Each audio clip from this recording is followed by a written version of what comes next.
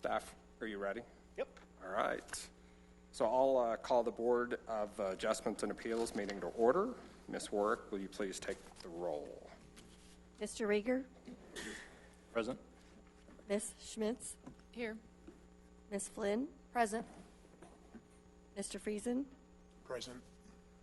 Mr. Elstrom? Here. Mr. Taylor? Here. Chair Finn? Here. And Ms. Sheldorn is here as alternate. There are 7 members present, therefore 5 affirmative votes are required to grant a variance or appeal. The Board is authorized to grant or deny a variance by Part 3, Section 60 of the Englewood City Charter. Anyone aggrieved by a decision rendered by this Board may appeal that decision to a court of record. However, such appeal must be made within 30 days of the Board's decision. Any approved variance is effective at the end of the appeal period. Building permits for construction associated with an approved variance will not be issued until the appeal period is ended. Building permits must be obtained and construction begin within 180 days of the variance effective date. Procedure for the meeting is the case will be introduced. An overview will be given. Applicant will present their request and reasons for the variance that the variance should be granted. Proponents will be given an opportunity to speak. Any opponents will address the Board. And if needed, staff will address the Board again. So the public hearing for case number VAR2018-011, Adam Berger and the properties 2858 and 2862 South Delaware Street is now open. The applicant is requesting a variance to encroach 8 feet into the 25-foot front setback for the construction of a duplex in the R2B zone district. I have verification of publication and posting of the subject property. Staff, could you please give us an overview?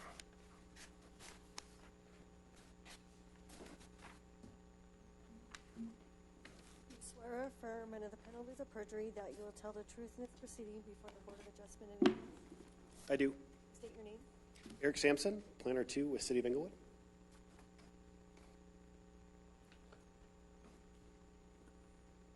So, in regards to the variance requests that you have in front of you tonight, the subject property is located in R2B zoning district in the city, pretty much surrounded by R2B zoning. There is some industrial down the way, but for our purposes tonight, R2B will be the focus.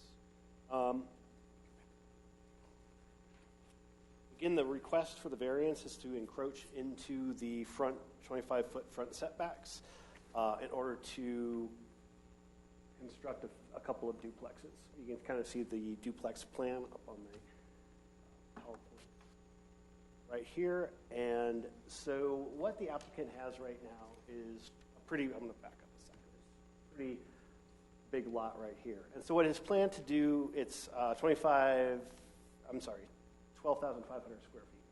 So what he's planning on doing is subdividing the lot into 4s. So he would have 4 lots of 25 feet by 125 in depth. So he can construct 2 duplexes for a total of 4 units, as you can see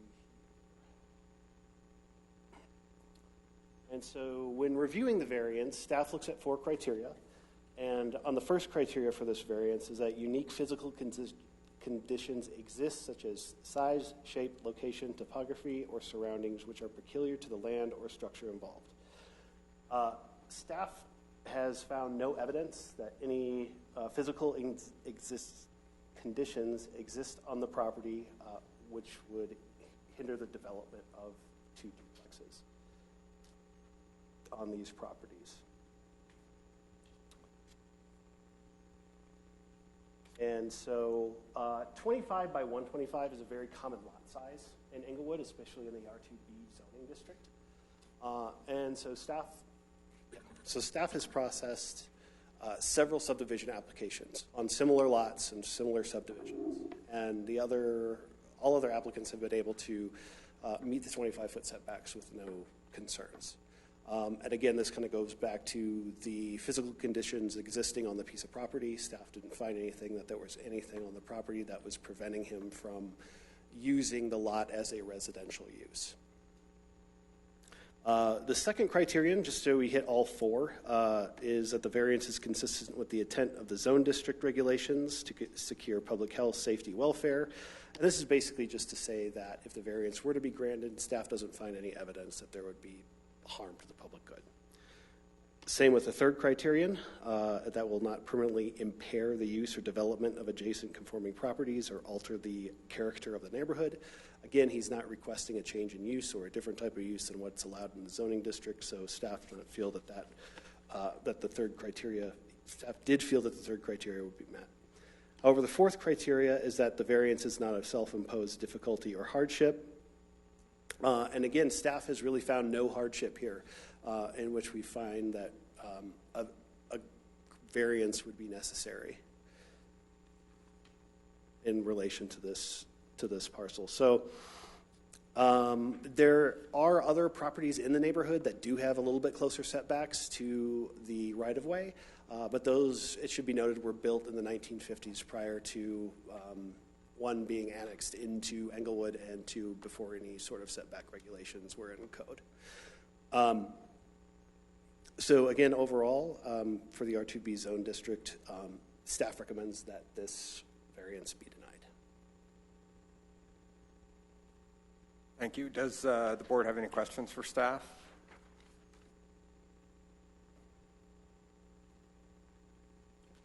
All right, I think we're done with staff. The applicant, if you could please come forward and testify in this case. Please state your name and address to the secretary who will administer the oath. Adam Berger. I reside at 171 South Ivy Street, Denver, Colorado. Do you swear or affirm under the penalties of perjury that you will tell the truth in this proceeding before the Board of Adjustment and Appeals? I do, yes. Thank you for your time. So we have your packet. Yes. So is there anything you want to add? Yes. Okay. I think it's important to provide you with some context behind the product that I'm delivering. I respect the fact that this is a standard lot size and there's quite a bit of development occurring in and around this site in Englewood that meets the setback requirements. What's unique and novel about what I'm building is the product type, and this is a modular constructed product. So the actual units themselves are manufactured off-site and brought on-site, which in and of itself, the modular construction process has design constraints, in particular the width of the unit. So the width has to be able to go on a truck and drive down the highway. I think it's important to note several things. First of all, this product is built to the same building code as ground-up stick. And the reason I'm employing this product type, and I'm delivering it actually across the metro area, I've already delivered 2 duplex units near Stapleton in Stanley Marketplace in North Aurora, is to address the issues of attainable housing in the Metro Denver and Englewood marketplace. There's a shortage of labor, construction prices are quite high, and you'll see that similarly built product in the Englewood neighborhood is over $600,000. I'm able to deliver same quality product, 4-bedroom, 3.5 bath, for about $100,000 less than that. And I'm able to do it by employing a construction type that's less expensive to develop.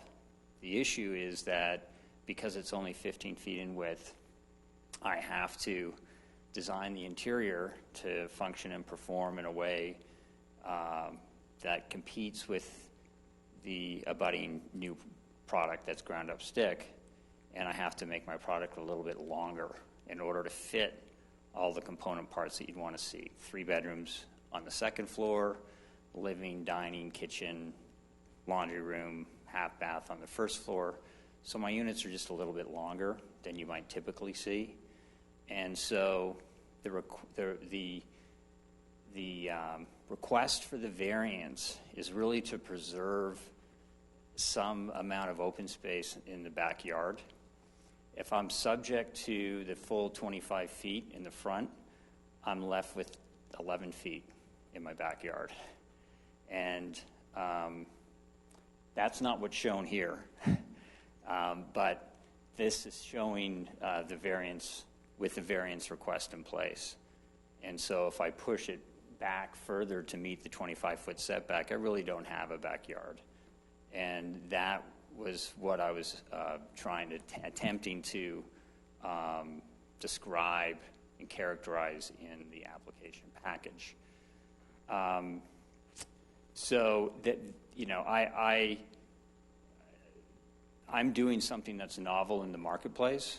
I've been speaking at events across the metro area about this because it's no one's really doing this. But I delivered a similar product in the Stapleton area.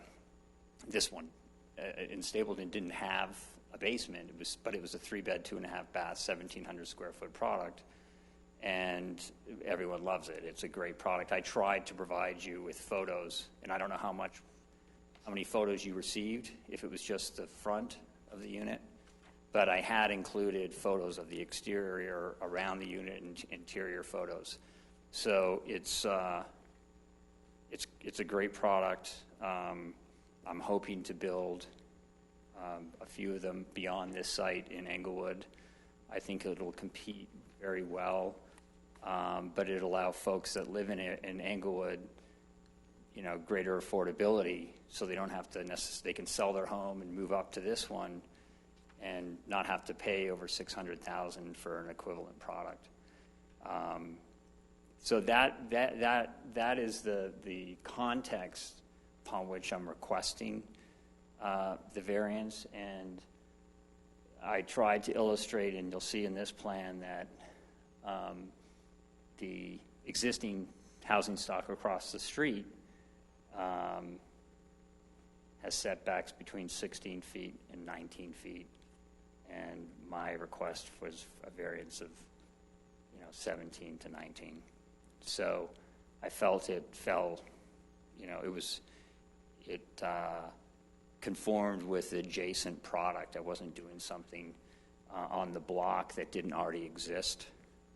And, my concern is that, what's important with any product that's delivered in the metro area is to take advantage of the indoor-outdoor living. And I think if I have an ability to move slightly forward, I can provide better outdoor living accommodation for the homeowner. Does the board have questions for the applicant? What year did you buy the lot? I bought it this year. Was that? This year. Oh, okay. Earlier in the spring. Do we know the setback of the existing structure? The setback of the existing structure I have in my files. I don't have it off the top of my head. Okay. So I understand the houses across the street have shorter setbacks, but it looks like the two properties south, 66 and 68. Correct. They have the correct setbacks. Yes. What's the modular unit size? You said you're extending the length. Do they come in lengths or? Yeah. So the real design constraint is the width, because it needs to, there's DOT requirements associated with how wide a product you can put on the highway. So that's 15 feet, and you can go up to 76 feet in length. No one's really doing this much anywhere in the U.S. So I spent 2 years, I've been doing development for 25 years, and my background is large, institutional, mixed-use development. And I took this concept on because I felt like there was a need to apply technology to the housing crisis in this metro area, and being able to build product in an indoor conditioned environment with folks that do this every day at a lower cost.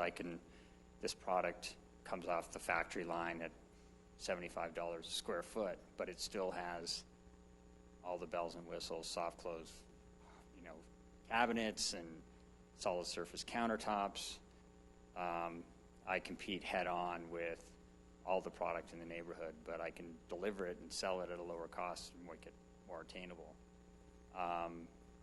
The issue and the length, this goes back to why what ends up happening is that I want to make sure I've got a product that families can live in. And so in order for me to get 3 bedrooms upstairs, 2 bathrooms, the right amount of living space downstairs, the 2 years of time was designing this thing within a square inch of itself. So nothing has been wasted. This is a very efficient, economic, and comfortable design for the homeowner. But it forced me to push a little bit. I tried to, pack everything in, but also make it a comfortable living environment. And that 15 feet requires it to be a little bit longer. How long is it? 60 feet.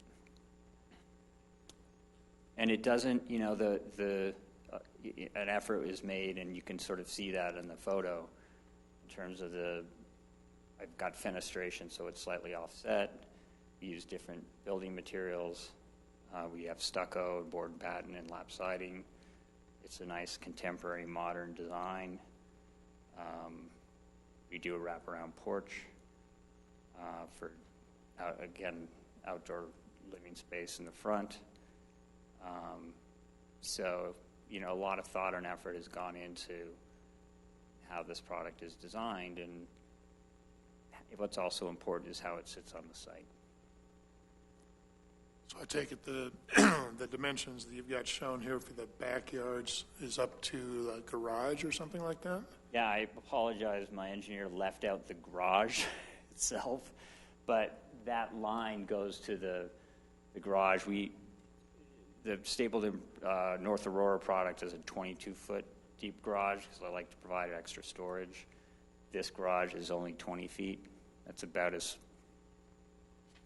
small as you can go, still accommodate a car. And then with that 6-foot apron that you require, you've got that 26 feet. So what's missing is that line on the right is the garage and the apron. Okay, thank you. How far into the front setback would the front porch extend? That's 5 feet. Okay.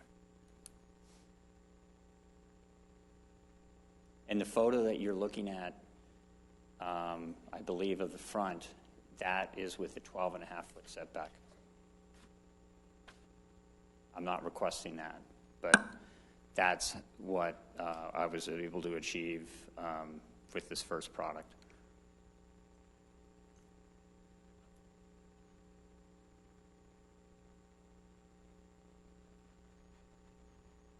Well, I think the concept is fascinating. It's going to lead, I think it'll be an interesting discussion for us. But I applaud you. Thank you. I think it's a great concept. Does the board have any other questions? I have some additional material which I can share with you to try to... You'd have to leave it with us. Okay. And then I'm not sure, we'd have to pass it back and forth, but you can't have it back. That's the way. That's fine. I have 10 copies, so... Okay. When I found out that the planning department, I thought I had a shot here given what was across the street. When I found out that planning had turned it down, I thought maybe we could meet in the middle. And I know this is not a dial for variance. I appreciate that, and I don't want to disrespect the board. But I feel if I can at least get a backyard that has 15 feet, because these are slightly bigger, ideally that would be great. But if I can get a backyard that's 15 feet, then I can do 5 feet of stone next to the foundation, 5 feet of grass, and 5 feet of mulch next to the garage. So at least I have some grass in the backyard. So instead of an 8-foot variance, that would be a 4-foot variance.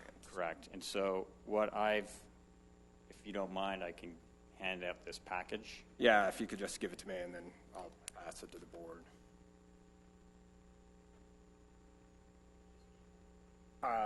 Well, yeah. If you give me all of them, just because I'll probably. What I've tried to illustrate there is what it looks like with 25 feet setback, my request, Run that down here. and what the existing product looks like. And then I have a photo that So the first page shows what the zoning requirement is at 25 feet, and you can see it does a better, well, it shows you exactly how small the backyard is. That's the image on the left side of the page. The middle one is the variance request. The image on the right side is what I just built. And then in the preceding pages, I provide a actual picture showing those 3 scenarios. And then I provide you with what it would look like if I had a 15-foot backyard. And that's sort of the revised request if you're willing to consider that.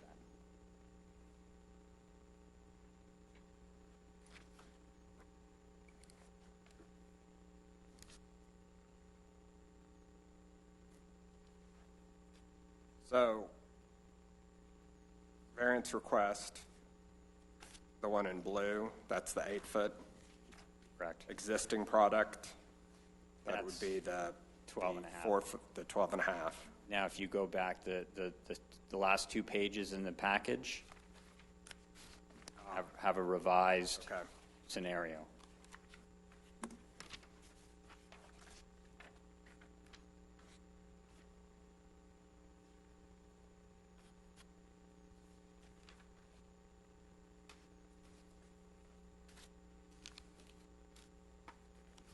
Does the board have any other questions for the applicant at this time? I think we're through with you Okay. so far. And if you want to see at a later date, I have a website for the product. I should have included it in that package, but if you wanted to write it down, the product that's built, and I'm building 2 more. I've actually built the second one, and the third one's going to be under construction this month. It's on Alton Street. So the website is Alton, A-L-T-O-N, altonstreethomes.com. And It was in your packet, oh, it was? Okay. on the letter you issued. Oh, right. Good. Thanks for reminding me. That actually provides you with the photos of the exterior all around the property and the interior, just to give you an idea of the quality, level of quality of product that is being developed. Okay. I think it's fascinating. I'm not sure that this is the right way to have this go through. We'll discuss that. But Yeah. Well, and I frankly would like to build more in Englewood. So I think the question that I need to contend with is how can we do it and try to accommodate this product? yeah, no, I agree. And if you have suggestions as to a better way, I would say open to it. It's to your right. It would be through planning, Yeah, because they would be the ones that could work with perhaps zoning or something like that. But yeah. we'll, like I said, it'll be and you'll hear our discussion, so it'll be an interesting discussion. Okay. Thank you for your time. Thank you, sir. Are there any other persons present who wish to speak in favor? No one else is here, so no. Any persons present who wish to speak in opposition? No one else is here, so no. Staff, any additional comments? Does the board have any additional questions for staff? All right. The public meeting is now closed. To have a discussion, can I get a motion and a second?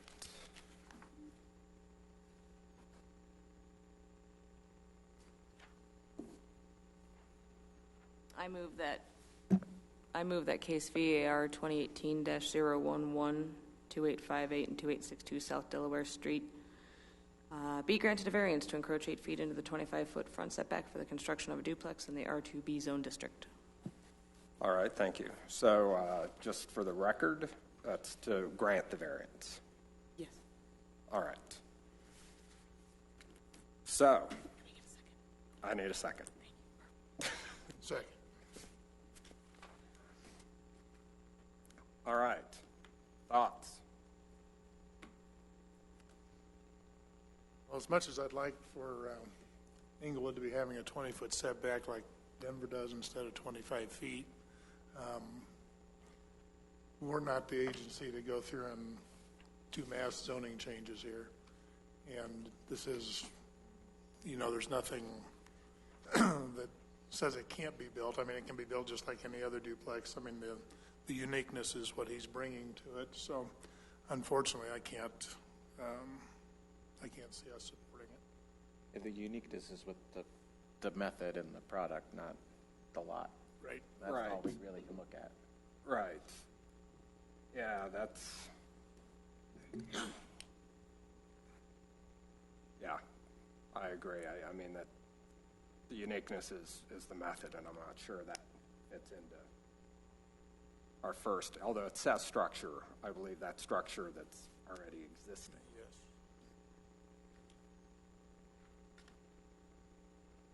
There are other zone districts that have less setback requirement. So this happens to be one where that was the requirement chosen for that district. And I hate to send people to planning and zoning because that's not an easy or quick process. But I think it's really a rezone of what we're talking about. Yeah, I mean, to me, I think it's it's a fascinating way to provide some reasonable housing, but I agree. I have a problem with since it's not there, that we, in essence, would be granting a different zone. And this is only the intention of what's going to go there. Doesn't mean that's actually what's going to be built. True. Well, and I mean, the one thing, this is what, when I think of this, I think of the slippery slope case. It's going to be thrown back in our face later, sadly. Yeah, I mean, it basically amounts to rezoning it. And if we do it here, we got to do it for anybody that wants to do one. Right. There are plenty of properties that don't have backyards. Some people favor garages over backyards. Some people don't. They'd rather have a yard than a garage. So True. technically, they could not offer it with a garage and for a lower cost. And if someone wanted a garage, they could add it, or they could have the actual yard space, and that's what they value more. You don't have to have a garage alone. You could put a green roof on top of the garage. I know white roofs. It has to be green. Well, a green roof, then you could have a yard. Any other thoughts?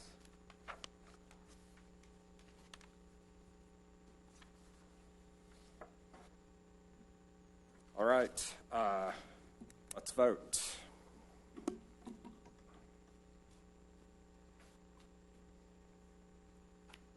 Mr. Rieger, I voted no because I believe the applicant hasn't met the first criterion, which is unique physical conditions exist. Ms. Schmitz, I voted no also because I don't believe the first criterion is met for the do believe the second is met, that it's consistent with regard to securing public health, safety, and welfare with the zone district. And for the third, I think it's met. It won't permanently impair the use of development adjacent conforming properties. For the fourth, though we never know quite what that criterion means, I think that isn't met because it was a recent purchase. It was known what the zoning restrictions were at the time. Ms. Flynn? I voted no for the reasons stated. Mr. Friesen? I voted no for the reasons stated. I think staff wrote it pretty correctly as far as my mind goes. Mr. Elstrom? While I do find that the second and third criteria were met well, I do not believe the fourth, and very much don't believe the first. And I do feel bad that I have kind of an entrepreneurial spirit, and I would love to see this happen. But I agree with the staff that is kind of the slippery slope conundrum, and I voted no for that reason. Mr. Taylor? I voted no for the reasons stated. Chair Finn? I also voted no for the reasons stated. Motion fails 0-7. The case is closed. Thank you for your time. I need a motion for the approval of minutes from October 10th, 2018. Chair, may I interject on the minutes? Yes. Because it involves one of the motions I made. Yes. The motion please. included a condition that the applicant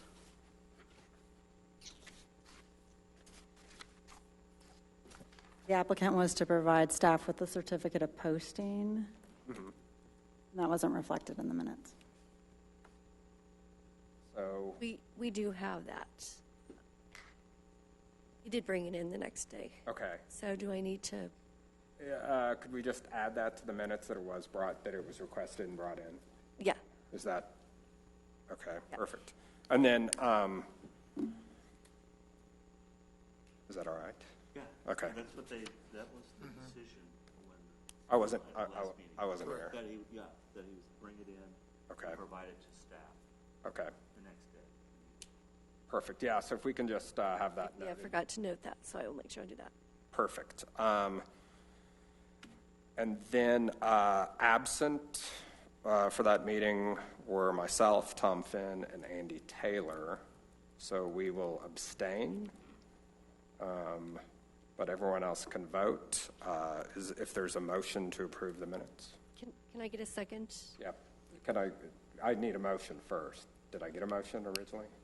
I'll move for it. All right. Do I have a second? Second. All right. All in favor, say aye. Aye. Any opposed?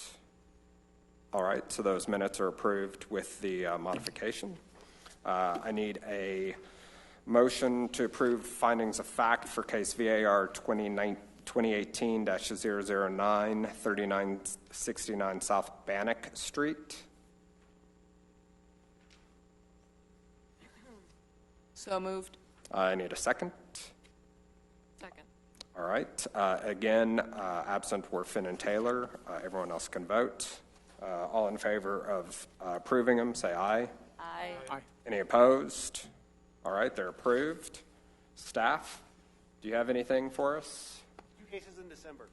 All right, it's like a little Christmas present. Are they setbacks? I don't know. I'm actually not in charge. I'm not the case manager on either of those. So I think one is setbacks, and I think the other is setbacks. But don't hold me to that. As long as it's not a fence, I think that's all right. Take offense. You would take offense. They're good. I know. I don't charge for those. Nothing to report.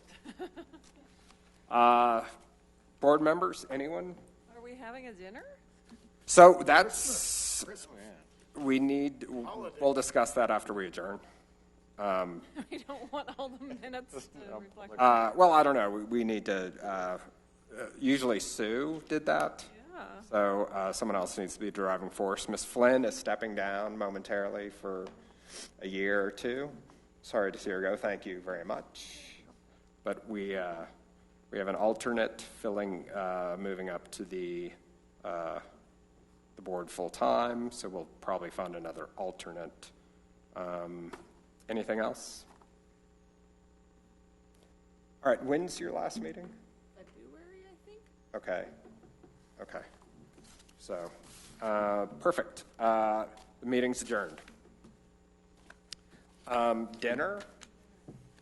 Are we